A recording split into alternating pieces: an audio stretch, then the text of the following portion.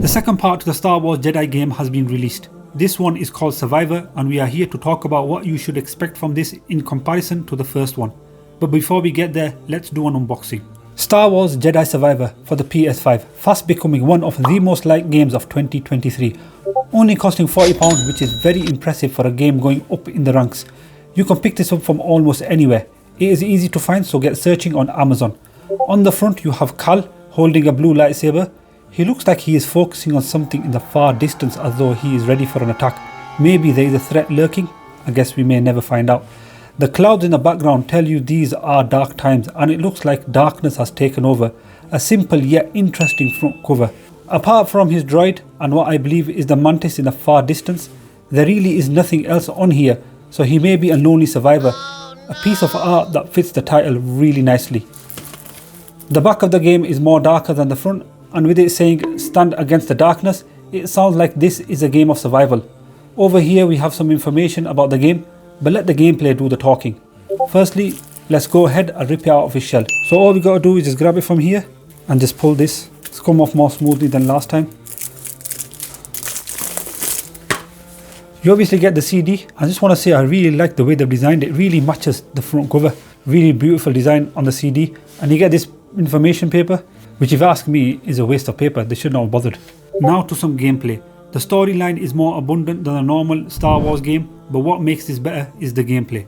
You start off as a kid with a lightsaber, and as you progress you unlock different lightsaber stances. Each stance can give you a different advantage against certain enemies. 2 stances can be equipped at a time, and you can easily move between each one. It has more hand-to-hand combat than usual and relies heavily on parrying and using different lightsaber stances to defeat stronger enemies. You can gain skill points and even get perks that can be used to give you even more power. This game takes you from being a simple warrior to a Jedi Master.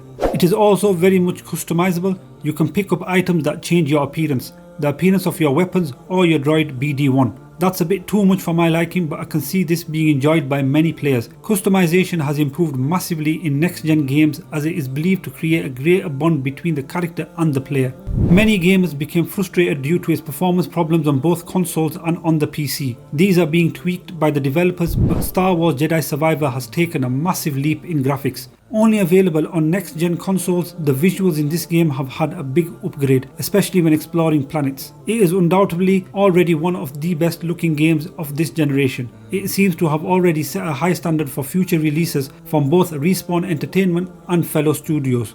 One of the biggest complaints in Fallen Order was the lack of fast travel until later in the game when certain features were unlocked. However, the developers for this new game have improved faster travel, providing you with mounts that help reach faraway areas much quicker. Whilst many of us would have hoped to be able to fly the Mantis, developers have made up for these wishes with the addition of mounts and maneuvers that feel fun and rewarding to pull off when exploring the new planets the game has to offer. The game features a variety of amazing gameplays. There are puzzles to solve in meditation chambers, and you can now have lengthy conversations with NPCs. Sounds very fun. Some of these conversations can lead to side missions. The game has many different character personalities, and not all of them are trying to kill you. In conclusion, Star Wars Jedi Survivor is what we all want from a game which is set in a universe that we have all become tired of visiting over and over again. The Star Wars culture is massive and almost everyone knows about it, but we had grown a little annoyed of it with disappointments such as the last season of Mandalorian. But when I started to play Jedi Survivor, I was instantly impressed in a way which reminded me of the brilliant old days of the Star Wars collection.